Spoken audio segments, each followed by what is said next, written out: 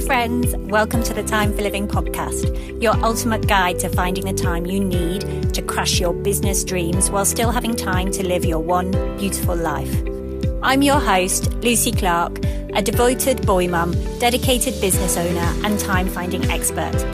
Say goodbye to that I'm too busy mindset that's holding you back from growing your online business. No more feeling overwhelmed or stuck in the same place year after year. Each week, we'll dive deep into strategies for being intentional with your precious time so you can hit those business goals while still making time for yourself and your family. If you're ready to create more time, get practical tips and prioritize the steps that will make the biggest impact on your business and life, then you're in the right spot. Pop in your earbuds, steal a quiet moment, and let's find time together. There's a specific kind of work that feels exactly like growing your business. It has the feeling of progress. It produces something visible at the end of the day, and it does almost nothing for your revenue.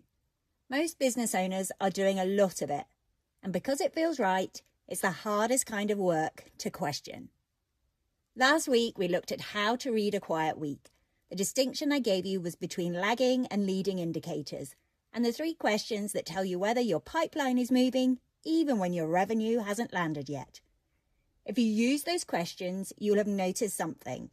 The answer to whether the business is working has very little to do with how busy the week felt. A busy week and a productive week are not the same thing, and that gap is what this episode is about. You already know from a few weeks back that there's a difference between running your business and growing it. That's not new ground. But here's the question I want to sit with today, because it's harder and more uncomfortable than the one we've already answered. It's not which work grows the business. It's which work feels like it's growing the business when it actually isn't. Those are completely different questions. And the second one is the one that costs you the most, because you can't defend against work you believe is moving things forward. You only find out it wasn't on Friday afternoon when the week is gone and nothing has shifted. I felt this myself. Weeks where I was genuinely in it, working with focus and intention, producing things I was proud of, and the revenue didn't move. And the confusing part wasn't the result. It was that nothing about the week had felt like avoidance. It all felt purposeful. That's the specific problem I want to name today. Before I walk you through the specific activities I'm talking about, I want to explain why this pattern is so persistent. Because it's not about laziness and it's not about distraction. It's about something more structural than that. Most of us learn to measure our working days by output we could see, a finished thing, a completed task, a list with things crossed off. That was the signal. That was how you knew you'd worked. And that signal is completely reasonable for most kinds of work. If you're doing client delivery, a finished piece of work is exactly what progress looks like. If you're doing admin, a completed invoice is exactly the right output. The crossed off the list is accurate there. The problem is that we carry that same signal into the parts of the business where it doesn't apply, where the output that matters isn't a finished thing. It's a relationship that moved forward, a conversation that happened, a person who is now one step closer to saying yes. That kind of output is invisible on a to-do list. You can't cross it off in the same satisfying way. And so the work that produces it keeps losing to the work that does. There's also something else at play. The work I'm about to describe tends to sit in the part of the business that feels genuinely important.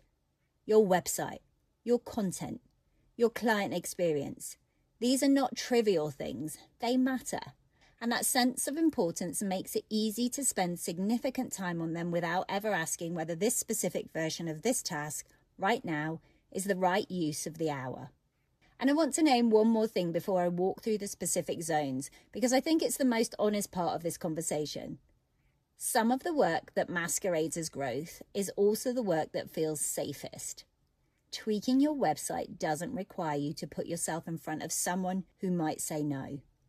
Planning content doesn't require you to actually be seen. Over-delivering on a current client doesn't require you to open a new conversation with someone who isn't one yet. The confusion zones are not random. They cluster around the tasks that feel productive and carry the least risk of rejection. That's not a character flaw. That's a very human response to building something that matters to you, but it's worth seeing clearly.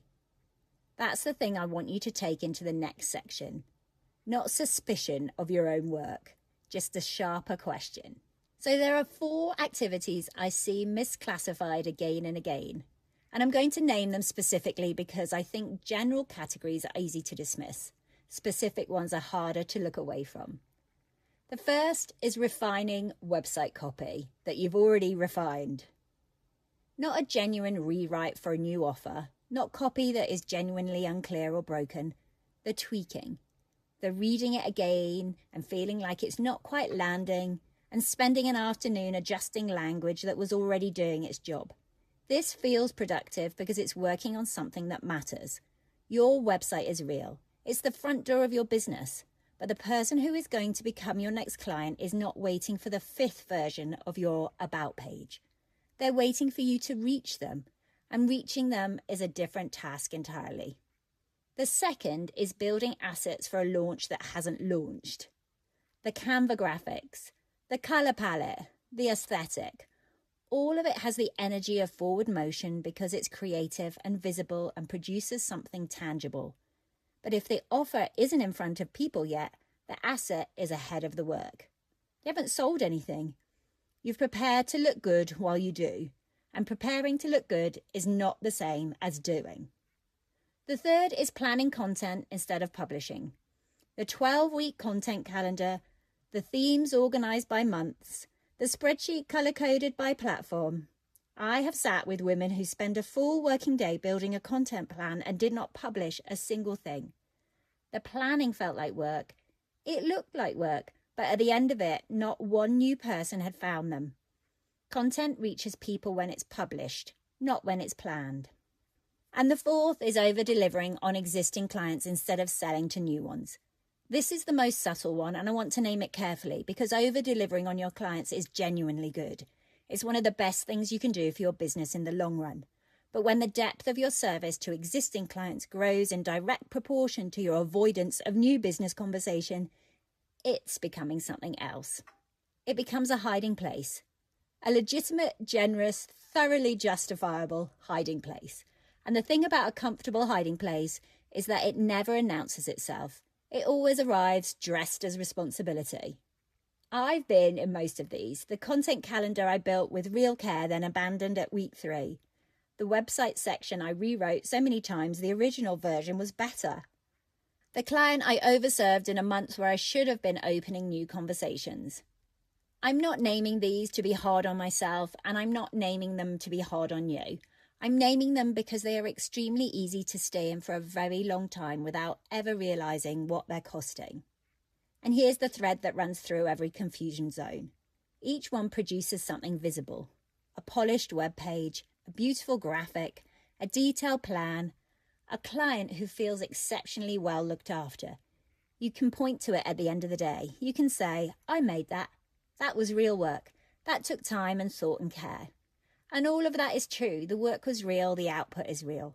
The question is just, did it move a new sale forward? And the answer in each of these cases is no. When you are operating on limited hours inside a full life, that distinction matters more than almost anything else in your business because the hours you have are not expandable. You can't manufacture more of them. And every hour that goes into work that feels like growth but isn't is an hour that came directly out of the hours that could have been. This is not a judgment, it's a constraint. And constraints, when you see them clearly, become information rather than pressure. Here is the question I want you to use. One question asked at the start of any work session. If I do this today and nothing else, is a sale more likely to happen this week? If the answer is yes, do it first. Not after emails, not after admin, first. Give it the best of your working time before anything else claims it. If the answer is no, it might still need doing, but it doesn't get the hour that matters most. That's it, 60 seconds. You cannot rationalize your way through it. You cannot convince yourself that the 5th website tweak is moving revenue when you ask it that directly. The question is too honest for the confusion zones to survive. I use this myself in the weeks where everything feels equally urgent and I can't get a clear sense of what actually matters. It doesn't solve every problem, but it tells me where to start. And starting in the right place changes what that whole week produces. The other thing it does is make the confusion zones visible in a way they weren't before. Once you've asked the question honestly, the fifth website tweak can't pretend to be growth anymore. You've asked. You have the answer. The task can still get done, but it gets done in its rightful place, after the work that actually moves things, not instead of it. Before your action this week, I want to say this clearly. If you recognize yourself in any of these 4 zones, that is not evidence that you have been avoiding your business. It's not a sign that you don't want it badly enough or that you lack the commitment to do the hard things. It's a sign that the signal you had, the visible output, the completed task, the crossed off list was incomplete. It showed you effort. It didn't show you leverage. You can't navigate towards something you can't see. The confusion zones are not character flaws. They are what happens when capable, hard-working women do exactly what they're taught to do. Measure their day by what they produced. In a business context where that measure doesn't always apply. A clearer signal doesn't require more of you. It requires a different question. And now you have it. At the start of your next working session, before you open anything, write down the one task you could do today that would make a sale more likely to happen this week. Not a category, not a general direction, one specific thing. The most direct line between your effort and a new conversation. A follow-up sent, an offer in front of someone who needs it. Give it the first hour, not the leftover hour, the first one. And if you sit down to write it and can't immediately name it, that is the most useful answer you could get. It means the revenue moving work in your business isn't visible enough. And that is exactly the right thing to know. Busyness is not a revenue strategy. Knowing which hour matters is. The work I described today is not going to disappear from your business. There will always be website copy that could be better. There will always be graphics that could be polished. There will always be clients who deserve more of you. Those things are real and they are part of running a business that you're proud of. What changes is where they sit in the order. Not eliminated, just not first. Not at the expense of the conversation you haven't started, or the follow-up you haven't sent, or the offer you haven't put in front of the person who needs it.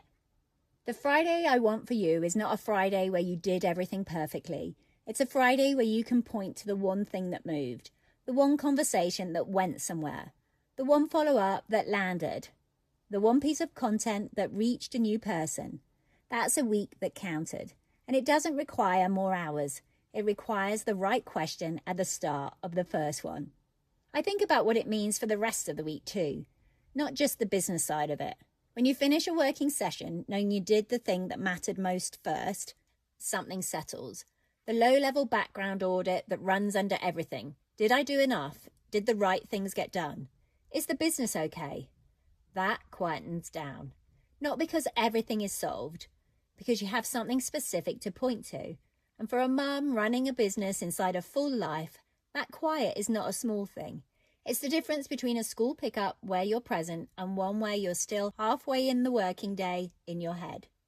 That's what this question gives you. Not just a better week in your business, a cleaner handover from the work hours to the rest of them. Next week, we're looking at what actually changes when you stop making it up as you go. There is a before and an after when a business moves from improvised to structured, and it shows up in specific, observable ways across 5 core functions. If you've been carrying the weight of figuring everything out fresh every single day, next week is going to show you exactly what it looks like when that stops. Thanks for being here. I'll see you next week. Hey friends, thank you so much for tuning in to the Time for Living podcast today.